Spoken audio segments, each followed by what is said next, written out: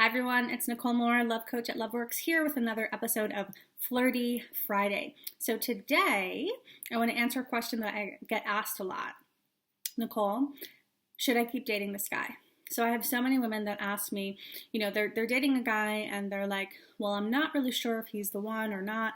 Should I keep dating him? Should I let him go? So there's a lot of things to consider here, but I want to give you my top 3 questions you want to ask yourself if you want to know if you should keep dating a guy or let him go. So first I want to say, have some self-awareness here. So if you're the type of woman that typically dates unavailable men or men who are hurtful or abusers or anything like that, you already know you have your challenge is setting higher standards. Some women, though, they tend to be really super picky. They tend to X men out right away. They tend to not be really open to men. So check in with who you are.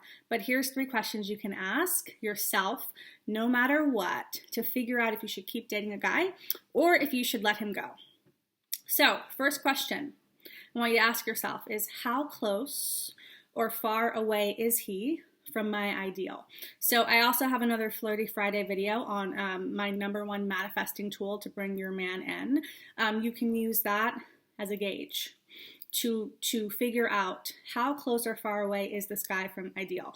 So you want to think about, picture your ideal man. Picture how you want to feel with him. And then just gauge how I feel with this guy right now. How close or far away is it? I say if it's something like 70% or more, keep dating the guy because there's always room for growth. If he's so far away, for example, if you really want to feel safe and secure in your partnership and like your partner's really there for you and you're dating a guy who is inconsistent with his communication, that's really far away. So just gauge how close or far away is he. If it's around 70% or more, I say keep going. I'm not saying this guy's the one, but keep going dating him because through that you can figure it out. Second question, is he a mirror for anything in me? So the guy you're dating, what you want to look at is, what do I think is bad or too much or wrong with him, right? There's a reason why you're not like, this guy is the one. So make a list of all the things that you think are bad or wrong or too much. And then I just want you to be real with yourself and check in. Is this a mirror for anything inside of me? Is this a disowned part of me that I need to really love? Does this bother me because it reminds me of my mom or dad? Really bring in some self-awareness here. On the flip side, you want to look at what's missing in him. What do I think is not there? And get really clear as well. Is this a mirror for something inside of me? For example, a lot of women will say to me, Nicole, I want a guy who's really wealthy. I want a guy who is successful. But they're not successful. And it's not that you have to be, if you want a guy who makes millions, you don't have to have a guy who, you don't have to be making millions. But you do have to have a success and abundance mindset. So for the qualities that you think are missing in this guy, so you're saying this guy probably isn't the one because he's missing X, Y, Z. Get really clear. Do I currently have those within me? The quality of it or the mindset around it. So for example, if you want a guy who's really fit, do you have a certain level of fitness, or are you even just healthy in your mind around eating, or are you doing, weird kind of eating disorder-ish things with your mindset? So the match doesn't always have to be exact on the outside. He makes a lot of money, I make a lot of money. He's super fit, I'm super fit. We're looking for, are you a mindset match? Are you matched in your being? So if you're noticing, no, I'm not, or the reason I'm annoyed by this pattern is because he reminds me of something unhealed with my mother or whatever, I would say keep dating him. Why? Because through dating him, if you have the awareness, you can clear that pattern. And then if you're not supposed to be with him, it'll be clear. If you don't use the current guy you're with to grow, you stay stuck in the same position. So I always tell my clients, I encourage them to date for growth. What I mean by that is use every single guy for one purpose. How can he grow me? into the woman who is an 100% match for the kind of guy I am meant to be with. Every single person that comes your way is bringing you something. Are you aware? Are you looking for what they're bringing you? Are you just Xing them out because they're not bringing exactly all the qualities that you think you need? The truth is, if you were dating men who aren't bringing all of the qualities that you think you need, the only reason would be because of something in you. Either something you're not owning, something that's blocked, something inside of yourself that you need to actually amplify. So before just discontinuing dating the guy, get the growth, because then you've grown your being. Then you're actually more attractive to the kind of guys you say you want. If you don't do that, if you don't take that step, you're just on the same line. You just keep attracting the same kind of men. Third question I want you to ask yourself. So this is if there's something specific about the guy that you're like, if he doesn't change this thing, I'm not sure it's going to work. Okay, so maybe you want more communication from him. Maybe you want him to be more considering of your emotions. Maybe you want more time with him, or maybe you want a certain change in his being, like you want him to be more confident or more masculine. But you're looking at this guy going, if this thing doesn't change, I'm not sure if I can be with him long term.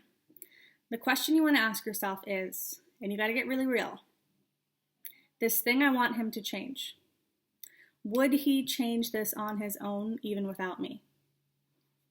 Would he change this on his own even without me? Is this something that he's actively working on in his life already? Would he change it if I asked him in a super feminine, open way? Maybe sometimes guys don't hear it the first time, 1 to 3 times. But if you're asking a guy to change something more than 3 times, the same thing, and he is not changing it, and it occurs as if he would not change this on his own without your input, then that might be a situation where then you would say, okay, I'm going to leave.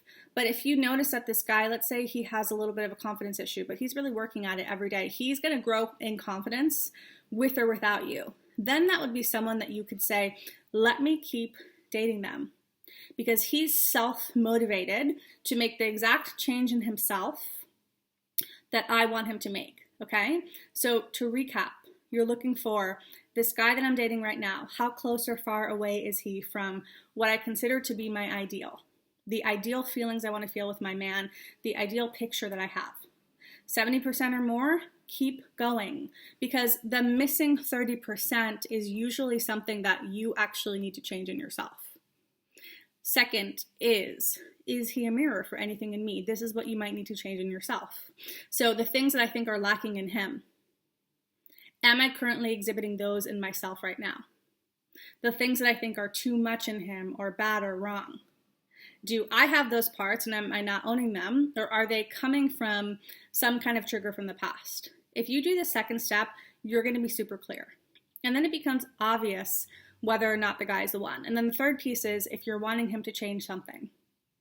Does he, if you come at him in a feminine, open way, making your request, I have another Flirty Friday video on how to communicate with men in a feminine way. Does he change or shift it with 1 to 3 requests? Or would he be already shifting it on his own without your input? If you have that, that's pretty great. That's someone you can work with. So here's the deal, ladies.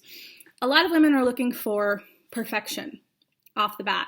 And we do that because we are scared. That's the truth.